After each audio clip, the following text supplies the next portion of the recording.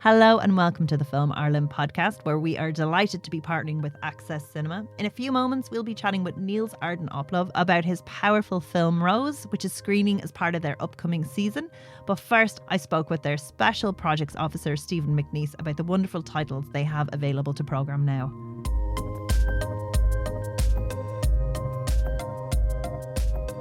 So thank you so much for chatting with us, Stephen. No problem at all. So you and I, and there was a great panel discussion that we had a little while ago. So I'll make sure to link back to that to anyone who has an interest maybe in Japanese cinema. But really what we're here to talk about is Access Cinema and the very exciting season that you guys have on your books at the moment. And I was wondering first if you could just give us a little bit of a refresher as to what the great work that Access Cinema does. Yeah, so we're the kind of organisation for cultural cinema exhibition in Ireland, and our main role is to work with film clubs and art centres in particular, and other partner venues to develop and promote their cultural cinema programme. So cultural cinema, largely is around, foreign language titles, Irish titles, documentaries, and other kind of films that may not get a general release. Although, especially now, we're into the autumn, we're coming up to the Christmas season. A lot of sites will do Christmas programs and so on. So, pretty much, and a lot of sites would show what would show in the commercial context as well, because they wouldn't have a local commercial cinema or anything like that. So we kind of cover everything, but kind of our bread and butter, if you want to call it that, is the kind of the foreign language, Irish and non-commercial cinema releases. So I have a film club. If I lived in somewhere cool and rural and I have a film club and I have a bunch of film fans and we really want to get involved, what does membership mean for us and what's the process like? Sure, yeah. Usually, so when a new potential member gets in touch with us, we kind of walk them through what we do. We offer members a range of different benefits. Kind of on a very basic level, we offer them kind of, we're kind of the intermediary between film clubs and art and venues and the distributors. So as a network, we try to kind of negotiate the best rates possible for voluntary and kind of non-commercial cinemas to try and get their film programs over the line. So we kind of deal with the coordination around delivery of files or discs or drives or whatever the case may be. We also offer, tailored programming advice. So we do that both on a kind of group level where we do kind of annual lists of what's available, kind of have regular twice annual programming meetings, as we call them, where we gather all our members together and talk them through the kind of upcoming slate of films. But we also offer, kind of one-to-one programming advice to try and kind of tease out what is the best for each individual site or member venue or programmer, as the case may be. But those are kind of the initial ones. But kind of, when a new site is starting up, we will kind of work with them very closely to kind of organize a series of test screenings where we will really kind of work with them very closely just to kind of get them an idea of what it's like running a film club and what it involves getting them off the ground, everything from, the technical side of things, getting the sound system and the projector up and running to, the kind of films that they may want to show. And you have an amazing slate. Is it slate of films for this description? Is that the Yeah, I think so. Yeah. It's our autumn program. Yeah, kind of our autumn season. Yeah. Your autumn season. We're about to chat about Rose a little bit later in great detail, but which is a fantastic film. But what else do you have? Yeah, I think we're very excited about Rose as well because, it didn't get much of a commercial release in Ireland. So we're delighted to be able to bring that to kind of audiences across the country, which is kind of, what we always aim to do with all kinds of films. But we have quite a diverse slate this year, or this season, should I say. We have some of the kind of recent art house favorites, things like Ama Gloria, which is a fantastic film. We have things like Io Capitano, which is still playing quite widely across our network, which is the film about the kind of refugee crisis, a very interesting, humane film. Things like La Chimera is still playing very widely after its hugely successful kind of cinema run. That's kind of, been playing our art centres and film clubs since earlier this year, and it's still going strong. We have a good selection of Irish films, things like That They May Face the Rising Sun, is still proving hugely popular across the circuit. And of course, the kind of film of the moment, Kneecap, is proven a massive hit with our members and audiences as well. They've been getting some fantastic numbers. I know a few sites have had to put on second screenings just because there's been such demand for the film. And things like Mrs. Robinson as well is another film that will be showing across the network. So it's a kind of that nice mix of foreign language films and more localized titles. And what would be your top picks? What are the ones that you would highly recommend, even though I'm sure they're all your babies? Of course, they always are. One film I definitely like to recommend is I Like Movies, which is a Canadian film. Got a very kind of small release, and we're delighted to bring it to a couple more venues around the country over the next couple of months, which is a sort of coming of age comedy about a young boy who gets a job in a video store back in the 90s, early 2000s, and it's just a really beautifully observed, funny, and that nice mix of kind of emotional drama and comedy that works really really well. Um, La Chimera is still a favorite of mine. If you haven't had a chance to see that yet, I can't recommend it enough. It's actually a really uh, unusual, mysterious film that just has a particular vibe to it that I think really works well in a communal cinema context. So I'd highly recommend that. And for one last one, another one that's still playing quite widely is The Teacher's Lounge, the German drama, which is a really just intense watch, just kind of that visceral, no nonsense, sets up a kind of moral quandary and really runs with it until it plays out to its most kind of almost cringy extremes. But it's not played for laughs, played very much for kind of, tension and drama, and it's beautifully done. And social issues, period pieces. Mhm. Yeah, there like it looks like a very like a range of sort of backgrounds. And if you were thinking of programming, would you say provide a list and say these are all the formats that are available? This is that like these are the kind of deliverables that we'd be able to give you for your marketing. What would the process be like? Or would be like, okay, I'd love to get Black Dog and I Like Movies and Kneecap and Yeah, of course. do an evening. That's what we do. We always arrange, depending on what the site's capabilities are, we will be able to provide the screenings for them for materials first and foremost, but we will also provide them with promotional assets, tailored copy for promoting their films and all this kind of stuff. So we pretty much have everything you need to get the kind of the screening up and running, other than maybe the staff at the door and the night. Yes. Okay, so the local ones are obviously proving very popular, but has there been a surprise favorite or an audience favorite from the bunch? I think Rose has actually been, hugely popular again. This is a film that got a very relatively low profile release. I don't know if it actually showed in any commercial Irish cinemas at all. So when we saw the film, we knew it would play well. We showed it to our members at one of our regular screening events, and it just went down an absolute storm. And I think we have more than at least more than 20 films screenings last time I checked. So that's been a hugely popular, and I think audiences have been just as receptive to it as the programmers themselves have been. And I think actually, I know Kneecap has been a big hit, so it's not necessarily a surprise hit, but we've been delighted to see the kind of, different types of audiences that have gotten on board with the film. It's obviously quite in your face by design, but it's been really well received, and I think it's a really positive look for the Irish language to kind of have that diversity of content out there. I presume all of these are chosen because they're gorgeous hidden gems, and they're films that it's wonderful to see them in a collective community to experience, cinema when it's done so well and so powerfully as a collective experience makes it much more powerful and meaningful. Was there anything that was maybe a surprise that like came out of nowhere besides Rose, or like that kind of hidden Yeah. gem where you sit No, down and watch it and you're like, oh, this is so much deeper than I expected? Yeah, I think that's why films like Black Dog are such an important part of our program as well. I think we really want to try and get that perspective of different cultures and societies into, even within, the commercial cinema space, even the foreign language films that tend to come out are from a very narrow band of countries.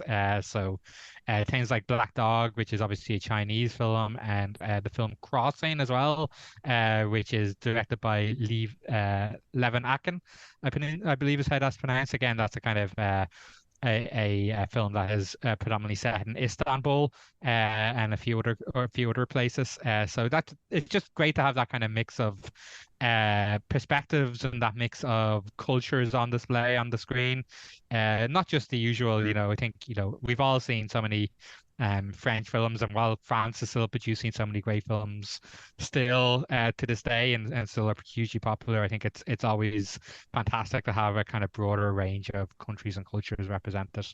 Brilliant. And there's such a great mix. So thank you for picking all these wonderful films and making them so accessible. And we look forward to watching them. And now I think I'm very excited for our chat about Rose. Thanks so much for taking the time to chat to us. Thank you so much. Now we are delighted to be joined by writer and director Niels Arden Oplev, best known for directing Millennium, Girl with the Dragon Tattoo, which was one of the most successful Danish films of all time. But he has a prolific and accomplished career in both film and TV in Europe and in the States. And notably, he was one of the directors on the Irish co-production Vikings Valhalla, which was shot right here in County Wicklow. And what was shooting in Ireland like? Well, it was super cool because I basically came in and inherited a whole film crew and production designers, costume designers and DP and first AD and everything that had done the previous Viking series, and now it was a spin-off.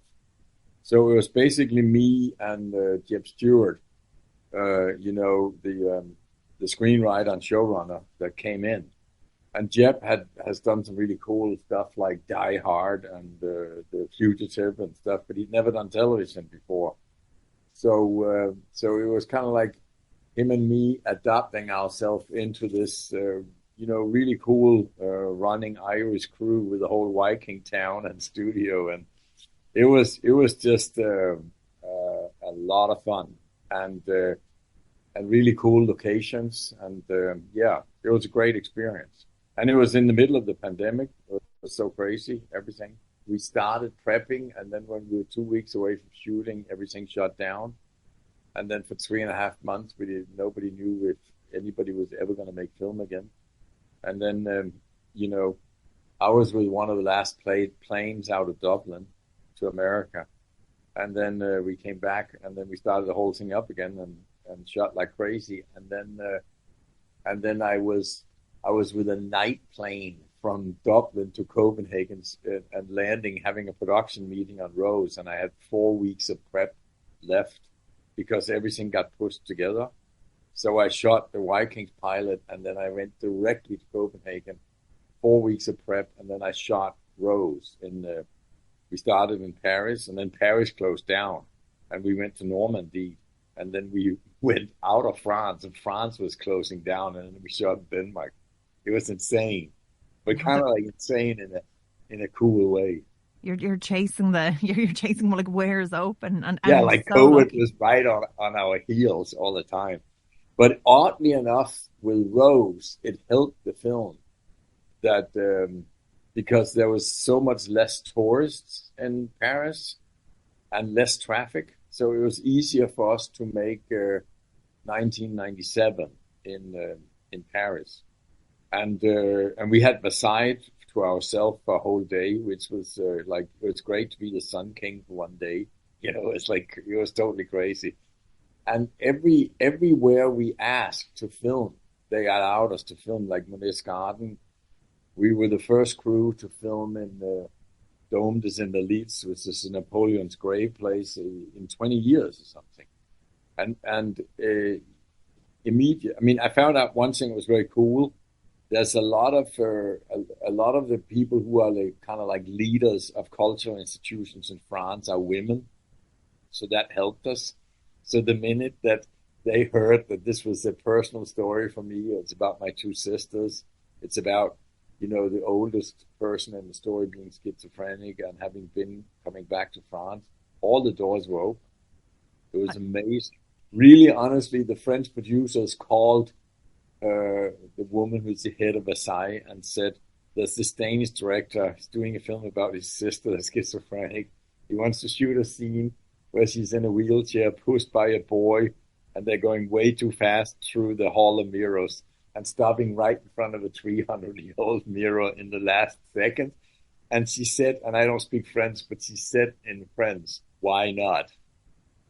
And when I heard that, I fell so much in love with shooting in Paris and France. It was such a love feast to shoot there. It was like, this is like Truffaut, Godard, Chabrol. I mean, it was like such a fantastic experience to be allowed to be there and shoot. And it's so beautiful. And I think really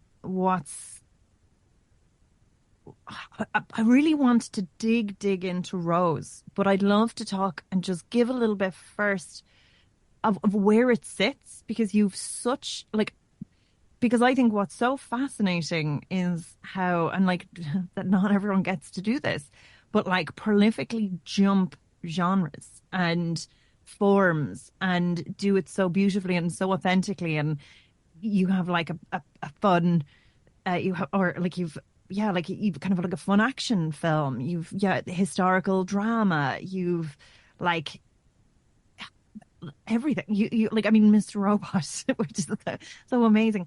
And then you have this, which is so warm and quiet. And I really want to talk about sort of your journey to get to this, and how you move from one type of project to another. Yeah. Well, as a principle, I think that I'm not tied to one type of filmmaking, and I'm not tied to one genre. I kind of think every story is unique. So every story has to have its own genre. So of course, The Girl Who Drank the Dew, which is what I'm most known for, which actually was called in Scandinavia Men Who Hates Women, which is a crazy title. That was the book writer, Stieg Larsson. He insisted on that title. He had it in his contract that title could not be changed in Scandinavia. And that title makes so much more sense when you look at what has happened in the world in these 14 years since that film came out. But that was clearly this kind of crime genre. But when I read the book, I thought this could either go more like comic book kind of styled, or I could go in and make a really realistic crime drama where you would actually feel something. You might even start to shed a tear in the film. And I chose to go because that is kind of my go-to, the realism, the high credibility, the deep realism. And that's what I did with The Girl with Drank the Dew. And I really honestly think that's why it became such a big success, because people were identifying with Lisbeth and Blomqvist, but a lot of women were identifying with Lisbeth. Because we see like she's somebody who's so powerful, but the worst thing happens to her, and again, like it is such a common experience, and like what she does with it and how she acts is the thing that's there. But I wonder is the thing, and like even things like, again, like Mr. Robot, even like I know in those as well, you're probably brought in a different way that you're not. I suppose you are building the world, and that exists in a way where you're creating a version of a world that already exists. Yeah, but of course I wasn't involved in the script. The script was more or less done when I came into that process. But I also said to Sam Esmail, that's the showrunner, Mr. Robot, that when I read the pilot, it was kind of like there was a lot of. It's nearly like there's definitely a clear journey from The Girl Who Drank the Dew and from Lisbeth's character to Mr. Robot. Like Elliot in Mr. Robot could be like the twin brother of Lisbeth Salander in The Girl Who Drank the Dew. And he kind of admitted that parallel is definitely there. But I thought Mr. Robot had this political and actually multiple personality and political points, or themes. So I thought that kind of like the girl who drank the two off kilter on steroids was kind of like the way. And then New York City. I love New York City, and New York City is like the greatest film set, except Paris can compete. But there's something about those cities. Everywhere you point your camera, it's interesting.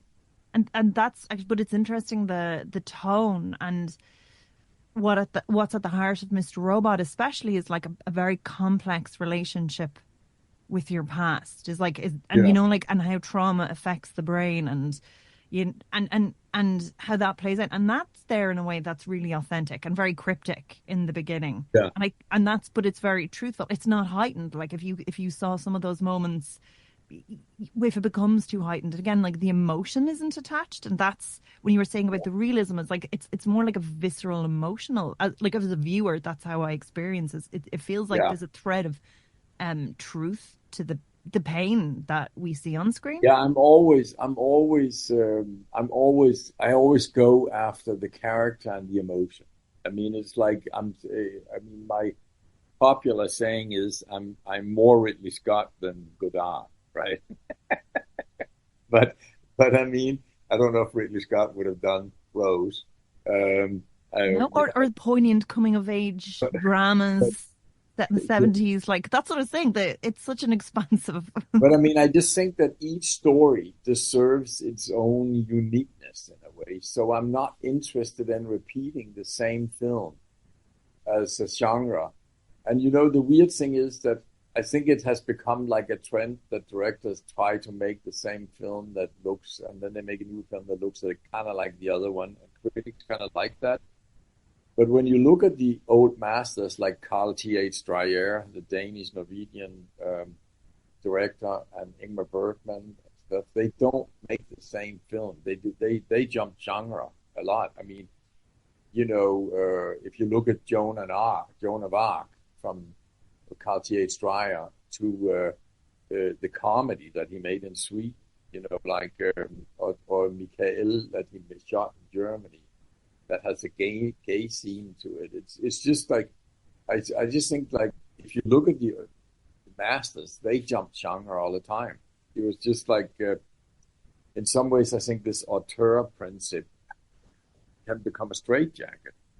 But also for me, I'm interested in humans and I'm interested in reality. I find reality to be the greatest inspiration because I mean it's batshit crazy, as they say in America, and I just find that, when a new story comes to me, it has to find its own way of behaving. And the interesting thing about Rose is that I had always thought that one day I would sit down and start writing something about my sister and the illness and all of that. But I did not want to write a film that was like, here comes the schizophrenia film, like the Alzheimer's film, the cancer film. I didn't want to do that. So I never started. And then several years ago, I was on a trip with a really old friend of mine, and we were just kind of out in nature and talking. And then we started talking because he's known my sister nearly as long as I have, because my friend and I, we've known each other since we were 6 years old. And then we started talking about how Maren Elisabeth, who's the real name of Inger, how she was doing. And then we started talking about this travel to Paris in '97, where my sister Kirsten, or Kirsten, they say in America, that's the character that's inspiration for Ilm, and how her and her newlywed husband took Maren Elisabeth back to France. And we were talking about this, and we started talking about how she reopened the museum in Normandy. Spoiler alert here. Yeah, but I think people can live with that. And then suddenly my friend, Jörn, his name, says, why don't you make a film about that? And it had never dawned on me until the second that he said that. The minute he said it, I knew it was a fucking brilliant way of telling a story about schizophrenia, because you put everybody in a bus, and which they were in real life, and all the people on the bus did not know they were going to travel with a schizophrenic woman that has a bit of Tourette too. And I thought, that's a brilliant setting. It's a road movie to Paris. And that kind of confines the film to 8 days. And then I realized that by doing that, because my sister speaks French and all of that, that there's a way to travel through the diagnosis, through the illness, and really meet the person behind. Because what I really wanted with this film was to show that my sister is, a fantastic person, even though she suffers from mental illness. And people, normal people, so-called normal people, even though the film kind of questions who is actually normal and who is not. Yeah, I love that. It's like, Andreas, is he OCD or autistic? And that's and you're like the pot calling the kettle disordered.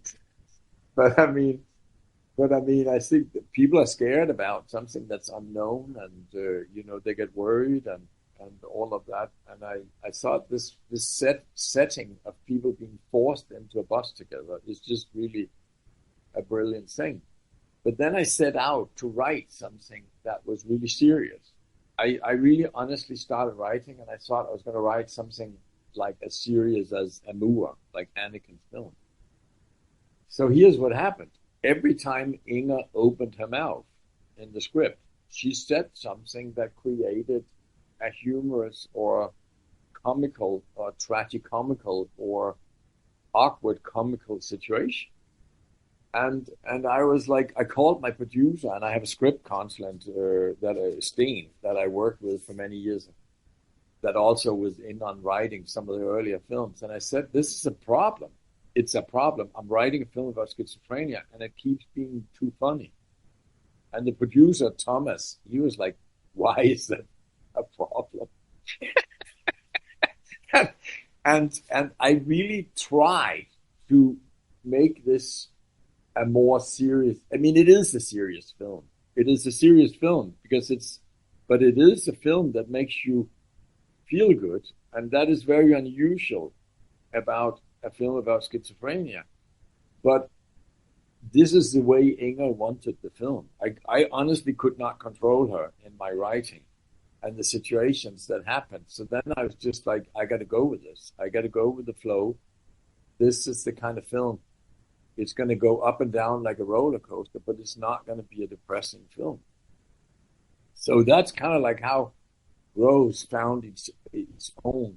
And of course, I should have foreseen that, because when you put people on a bus, there's something about these European bus cultural road trips that are already slightly comical in the first place.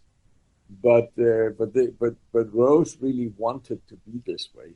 I mean, so it kind of gave me the advantage of when the actors said, what about, I don't really know about this line. And I was like, hey, I'm the director, talk to the writer, but he's crazy. So don't, you got to be careful. He might, I can't control him.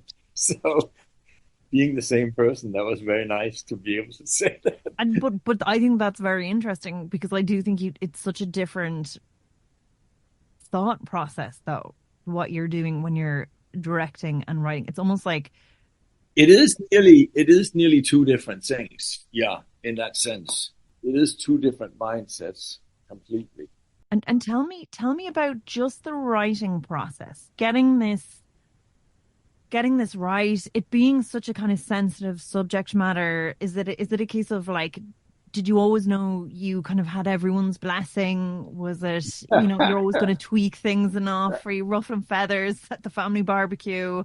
Yeah, that's a really good question. I mean, the first thing I did was I asked my sister Kirsten, who is the Ellen in the film, her and Per, that is Bound. So Per picked his own name. I was originally going to call him Ulf, and then he said then he wouldn't participate. He would. His name had to be Bound. So then I'm okay. It's Bound.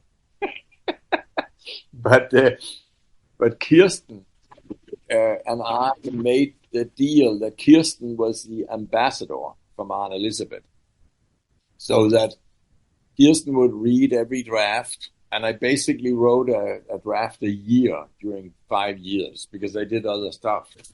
And then when I did a film or television production, then I would go back and then I would read what I had written like months ago, and then I would start on a new draft.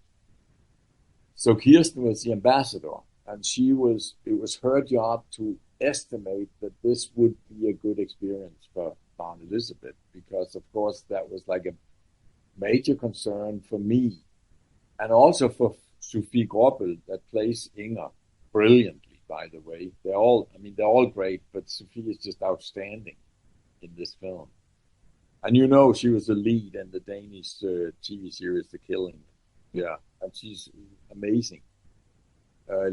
She's unrecognizable in some ways as well. Like she's completely different. Yeah, I really, really hope that I can get her nominated for BAFTA, because the film is eligible in UK. So I'm just hoping, because I think she deserves it. But I mean, so we were very concerned about that, and Kirsten and I would go over with Mount Elizabeth what was happening in the script, and also, of course, I interviewed Kirsten and Per about the whole travel, and I interviewed Mount Elizabeth, tried to see how much she could remember, and based on all that, I talked to them. I started writing, and so that was, of course, a very delicate process. Now, because I wrote a kind of version every year, Mount Elizabeth is, of course, a person who has been on medicine for decades. So her memory is not always the best, even though some of the trips started coming back to her throughout the years as we were working with it. But she couldn't necessarily remember what was then suddenly script and what was the actual trip, which is really difficult. I have trouble with that sometimes. And even Kirsten and Per started saying, did this really happen, or did you write that it happened? But it's interesting, because it is a journey into what is the, what do you call it, confinement of memory, and where is memory, where do you elaborate on your memory? It really made me think a lot about that. But also the truth to the subject nature of memory, and how in a way, like as the person that holds the memory, you create the narrative of it. Like, I mean, if you've no attachment to a memory, it tends to just get wiped. And it's the ones that are really powerful that stick. Yeah. So, I mean, that was a major concern for me. And of course, Mount Elizabeth first thought that I was going to make a documentary and that she was going to be in it. And then she was like, well, who could play me, when she found out it was a fiction film? I mean, nobody can play me. But then when Sofie said yes to play Mount Elizabeth, and Sofie came to the north of Jutland, which is 5 hours outside Copenhagen, together with Lene Maria and Anders, they all came and met them and spent time with them. And Sofie came back and spent time with Mount Elizabeth again.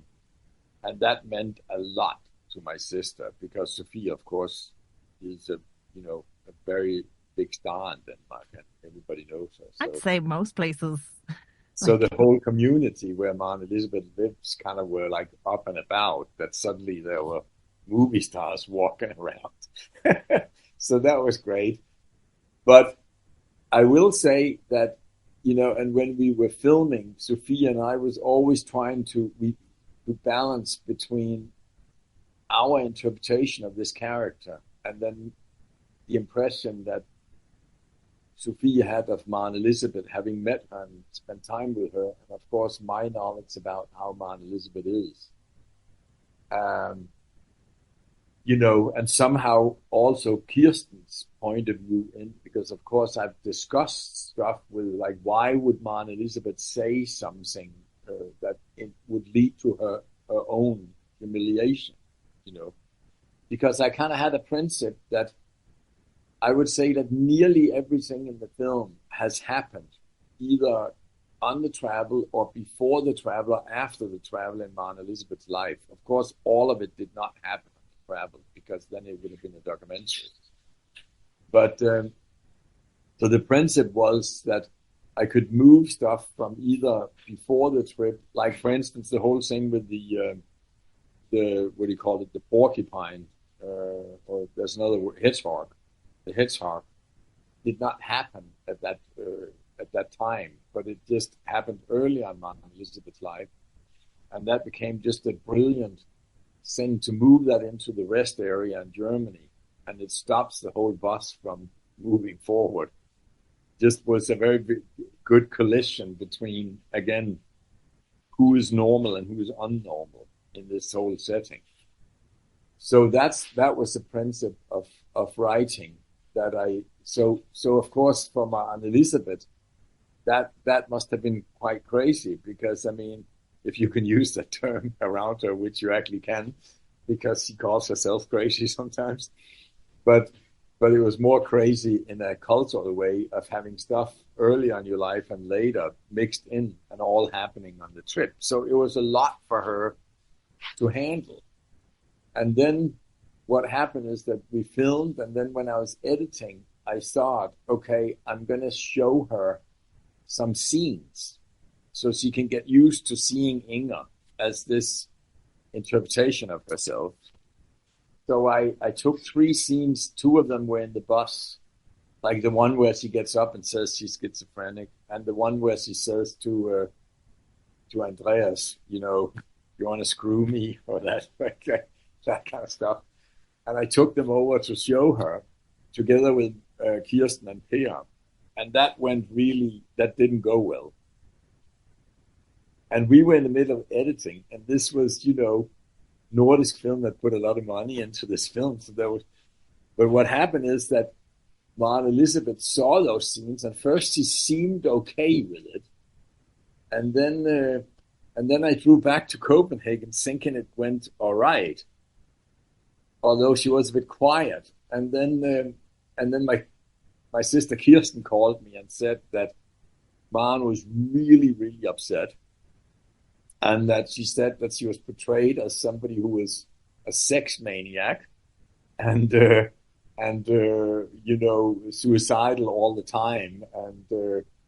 And she said to me, and this was probably the toughest thing to go, because I could hear that Kirsten was rattled. And Kirsten is kind of like my rock in the ocean. I'm like the, writing this and writing that, but she's very, very intelligent, grounded woman who recently retired, but was an institution in this kindergarten. She was a leader of a kindergarten and after school program for decades in her hometown and all of that. So when she was rattled, that made me double rattled, right? And Aunt Elizabeth had said that she could not exclude that she would take her own life when this film came out. Which is a lot to bear as well, because also you've signed contracts at that stage, so you have conflicts of. Could I have stopped the film? I mean, I don't know.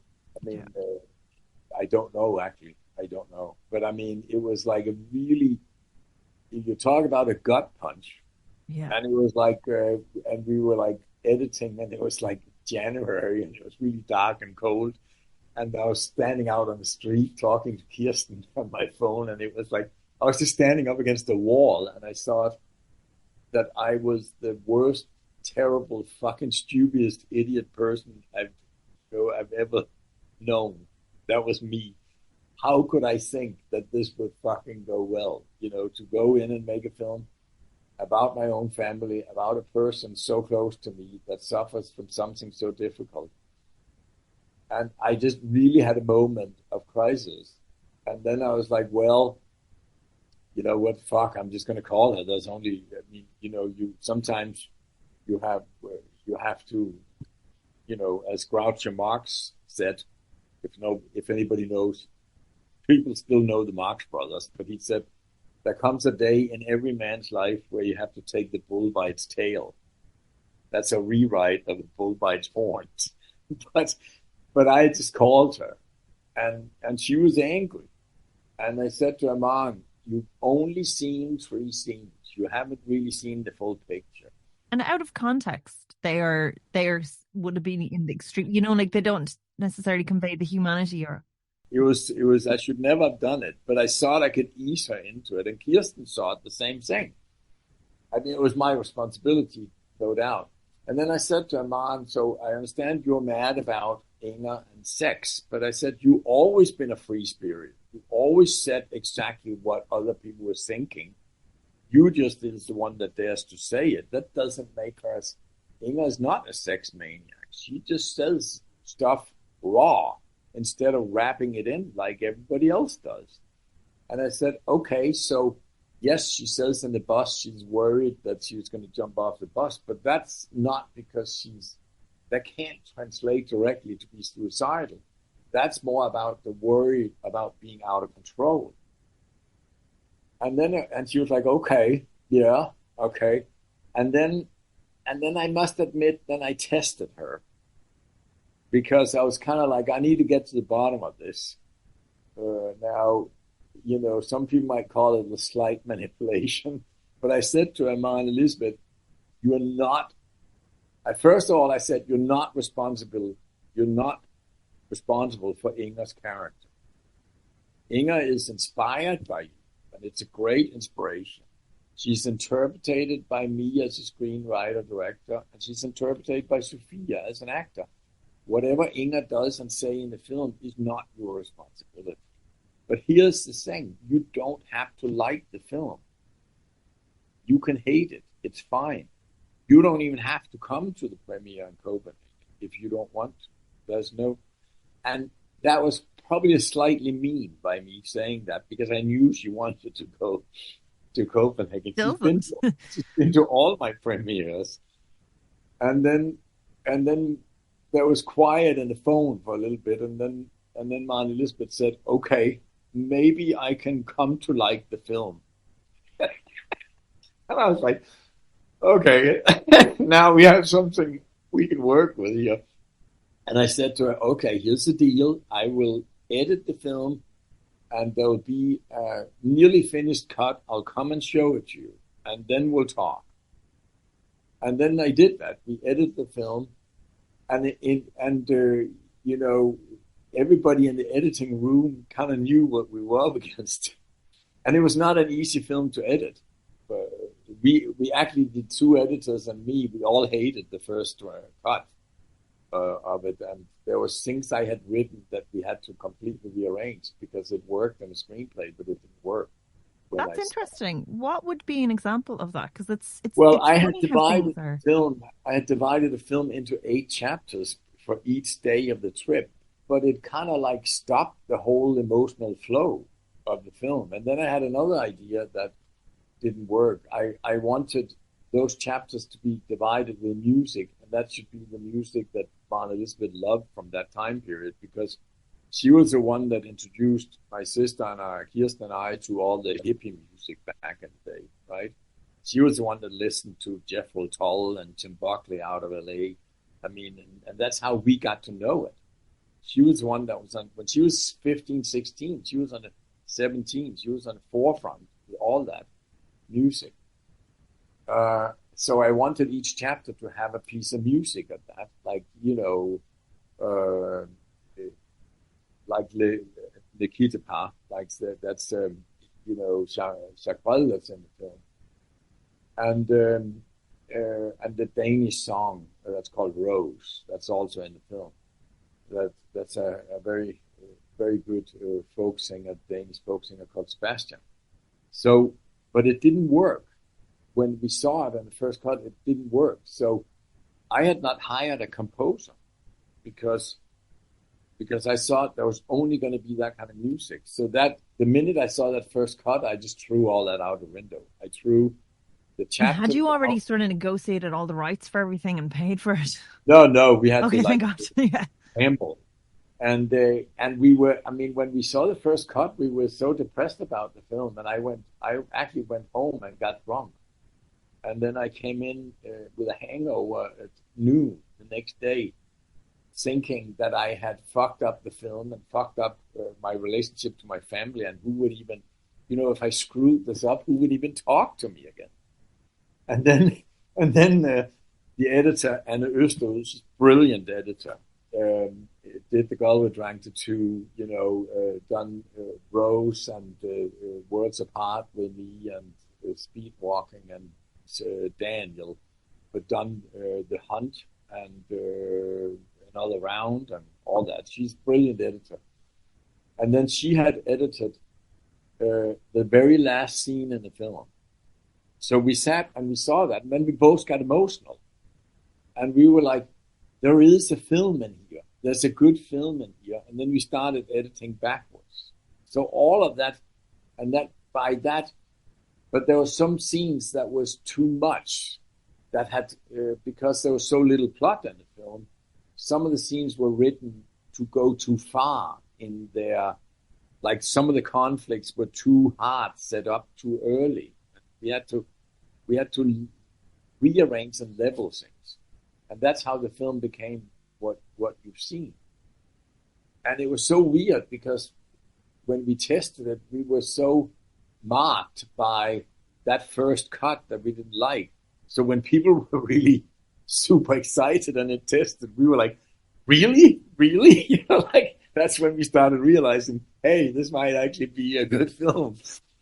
But anyhow, with that on a hard disk, I drew all the way back to north of Jutland, 5 hours, and I probably think this is the screening that I've been most nervous about throughout my whole fucking career.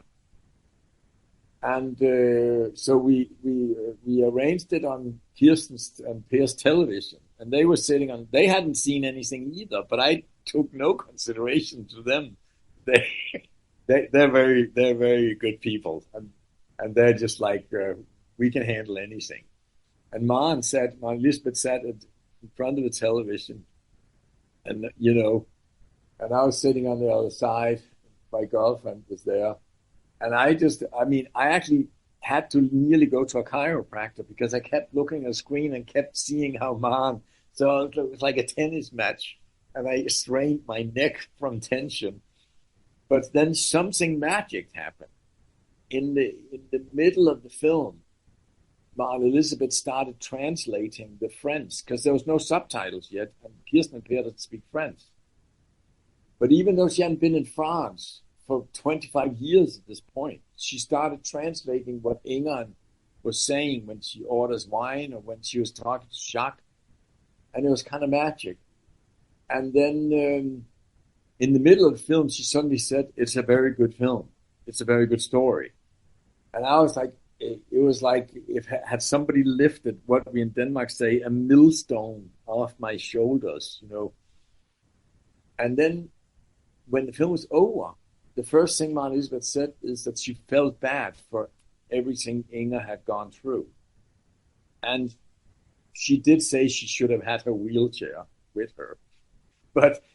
And then something kind of magic happened because Maren Elizabeth started talking about the film with such clarity that, I really honestly think this is the closest I've ever been to understanding a religious experience. And I'm not very religious.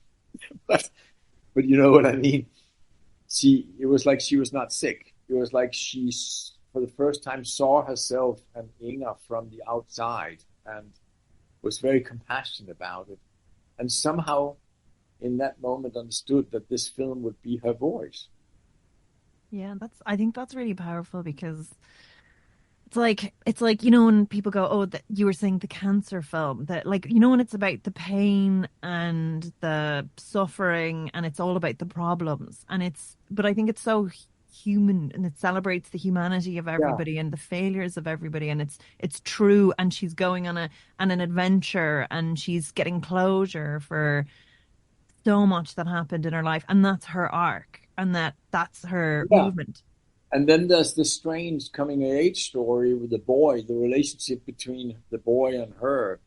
And she's the only grown up that says directly out what things are to him and all the answers he's craving to get, even if some of them are even disturbing or frightening. He gets that information from her. And the bond between the two of them is also a part of the film.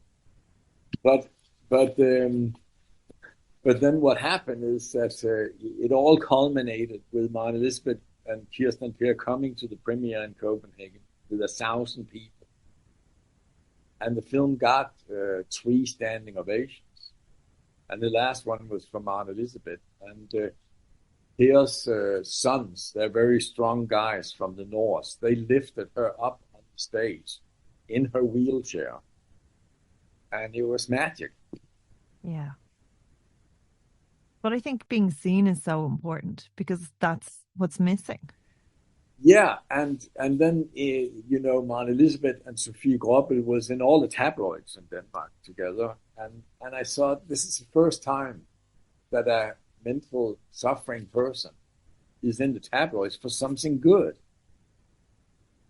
I mean, it was really you know, half of the Danish Parliament came to see the film because we did a special screening for them because they were gonna redo the mental health law in Denmark. I mean, it was like, it became a little bit of a happening in that sense.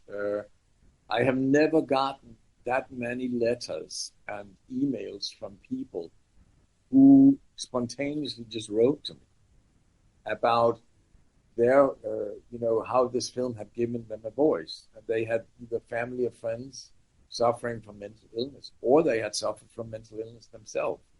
And the stigmatism and all of that Inger kind of took away from them.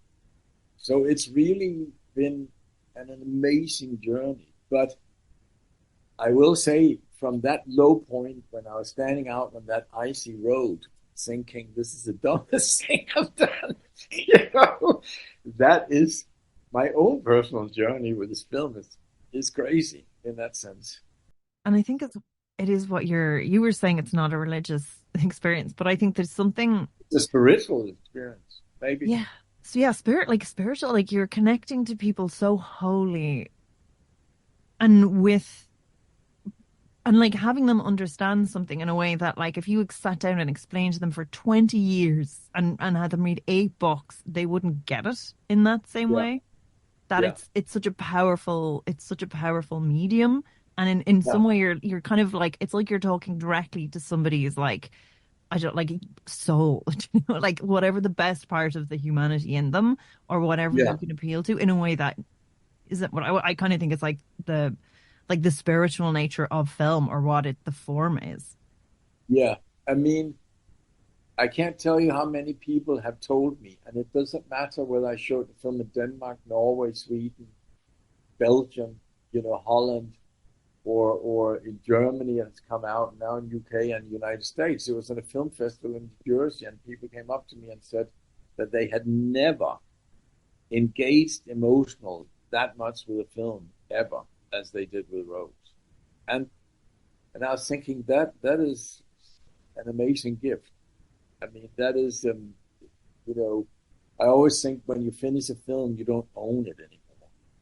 It's like a child that are now confirmed, and they have to walk out to the world. You can't control it anymore, because however people are going to react and relate to it, it's out of my hands.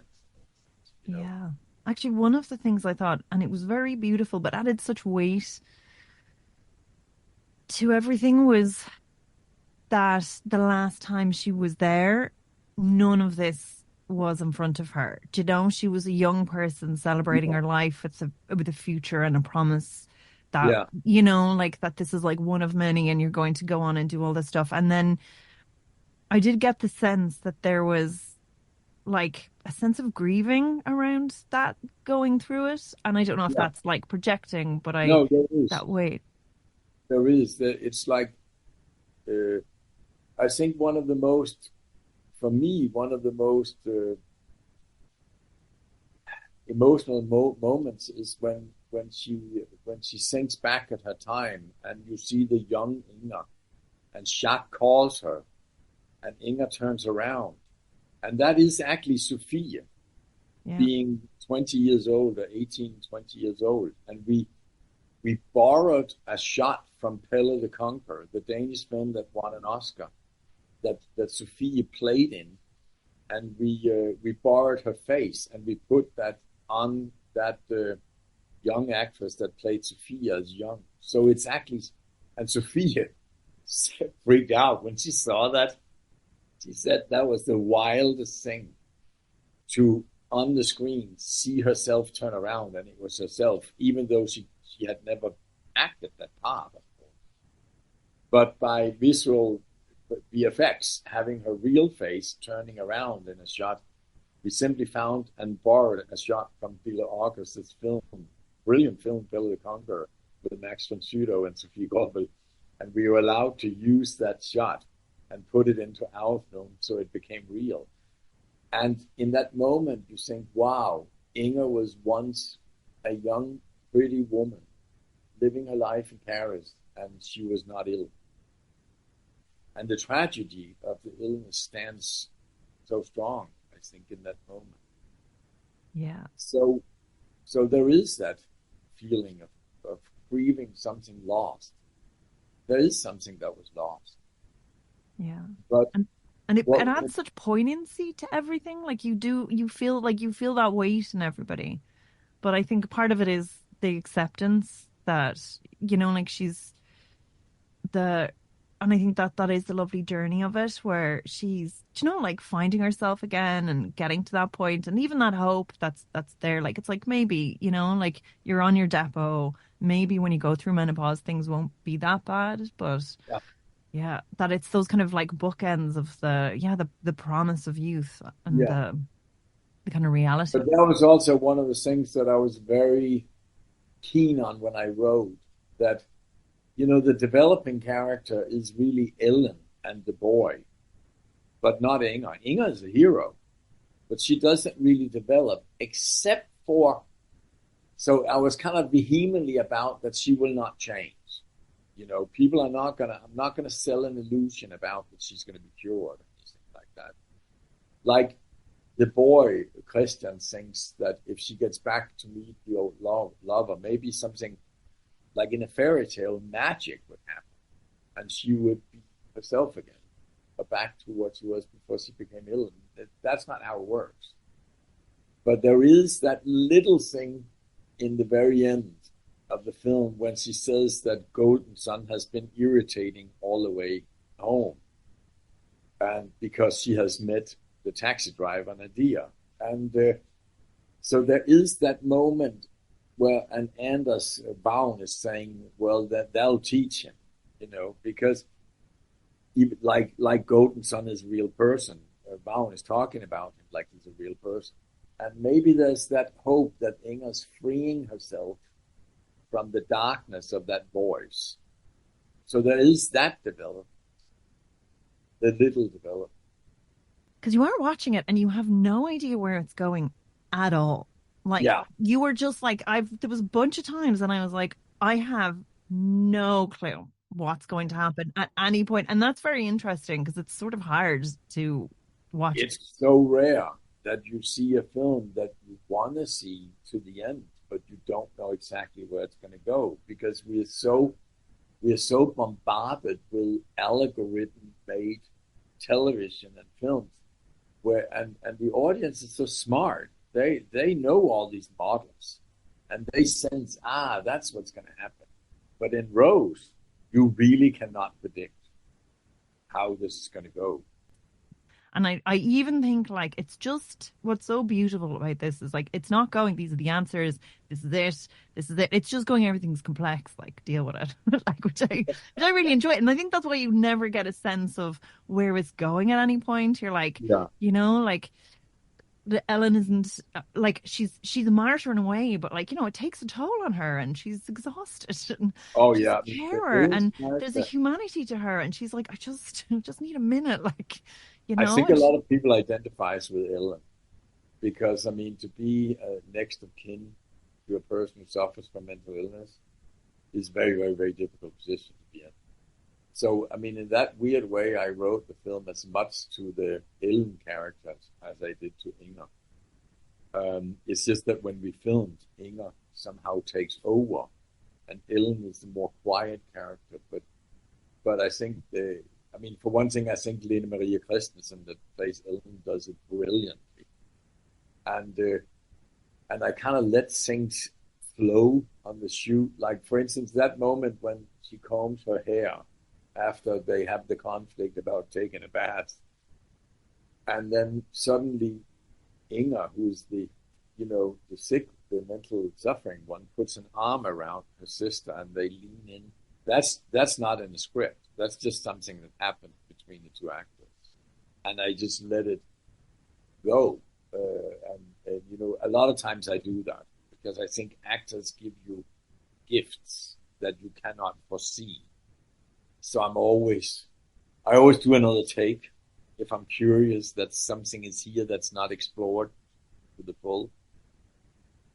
But I mean, but the role of Ellen is of course a very difficult part. And funny enough, Kirsten and Per has traveled around and talked a lot about film in Denmark, and I think that the film helps people who are next of kin because they are what there's a Danish term in psychology that's called shadow children. Glass children here. Glass. Yeah, and that's very interesting. They are the children that you know, all the resources drift towards the mental suffering child, and that was an angle that became throughout the drafts became more and more apparent for me that it really is a film about two sisters. It's not a film only about one. And I also want to stress it's not a maudlin film, just if anyone's listening, that it's joyous and it's very easy to watch the whole way. So like I don't want to give that by asking this specific question that I'm about to ask, but there is a weight in it that of emotions that I can like that is just it's beautiful and it adds such meaning as a viewer. Doesn't make it hard to watch, but does it make it hard to make? And even perform on the actors. Like sitting with that and have it be something so close to you for such a long amount of time. And I think even now you're sort of getting the shockwaves of what it means to other people and the depth of that. How does that feel? Is that heavy? Is that cathartic? Do you need a break? It's definitely heavy. I mean, this is the most intense shoot. Sofie and I were borderlining having mental problems ourselves in some ways because I mean, Sofie said this is the most difficult character she's ever done, and one of the things I said to her is that, you know, when you act Inger, everything changes all the time. Like you could go from feeling a moment of laugh and immediately a dark cloud comes in and it shifts like the weather in Iceland that shifts every minute, you know. And all these thoughts that even when you're just sitting there, there's so many thoughts, voices and disturbing things going on, passing over your face. And even if you have a good day, next day can be terrible and there's no explanation. There's no leading A to B. It's more like something that turns and for no reason. And that is the nature of how, you know, Inger's mind worked. And for Sofie to go through all of that was very intense for both of us. And for you to observe it and be so close to the subject matter and have it on a plate for 5 years and then go through the process of filming it. And you can feel the depth of like everyone on the bus, every single, not just the immediate family. You can feel like the weight of some beats. And again, like it's joyous, it's beautiful to watch and you're there for a moment and it sits with you for a very long time after, but in a good way. But watching it, I imagined being in it felt heavy. Absolutely. I mean, the scene at the rest area, when it culminates into Inger freaking out, we shot right up against the real highway. And that scene was very terrifying. You know, that part of the scene was very close to home for me and for Kirsten. I mean, that was like, there were moments where, of course, the scene at Place Del Mar, which I'm not going to reveal here what happened, but that was a very tough scene to shoot. And you know what scene I'm talking about, but I'm not going to reveal what happened there. But I mean, definitely, I really wanted the film to show both sides. I wanted the audience to kind of shift between laughter and cry, to feel that deep emotions of how difficult it can be to have this illness or to be next of kin to this illness.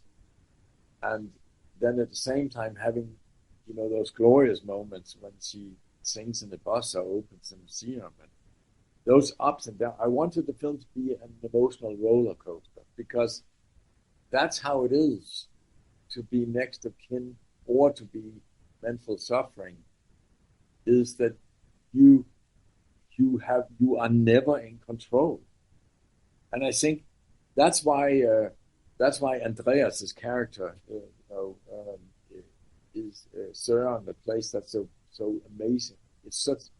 I mean, he represents all of us that tries to hold our world in control, but realizing that you can't. It's a very scary thing to realize that actually, when it all comes down to it, there is no fucking control anywhere. I mean,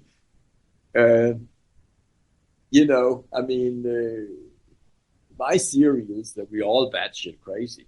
We're just pretending to be normal. We have kind of like, it's like in Mission Impossible, we have put in this rubber mask of normalcy, being a normal person down on our face, and then we walk around and try to behave, and then sometimes, what's underneath comes out, like in traffic. The way people react in traffic shows that they're all batshit crazy. We just made a pact of some kind of normalcy because else society can't function. Yep. So we should acknowledge that underneath that normalness, we are like a pulp of raving emotions and desires and irrationalness and all kind of stuff, and then a little bit of common sense, and then some try to keep it all together. Just about.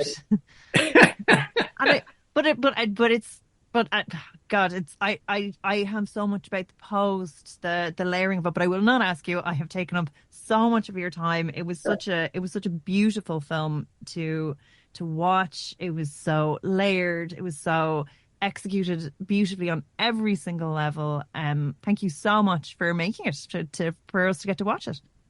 Well, I hope I hope that people in Ireland will go see it. I do think they will connect tremendously with it if they go to see it. I hope my crew south of Dublin will go see it and think, wow, where did that come from? But yeah, I mean, everywhere this film has gone, the audience has taken it to their heart. That's all. It is a film from the heart. It definitely is. Thank you so much for chatting with us. Thank you for having me. So if you are interested in becoming a film exhibitor, or if you're a film club or a venue and you would like to screen the best titles in cultural cinema, make sure to check out accesscinema.ie. Alternatively, if you're a film fan, visit the Access Cinema programme page where you can see a full list of really brilliant titles which are playing now in cinemas and locations around the country.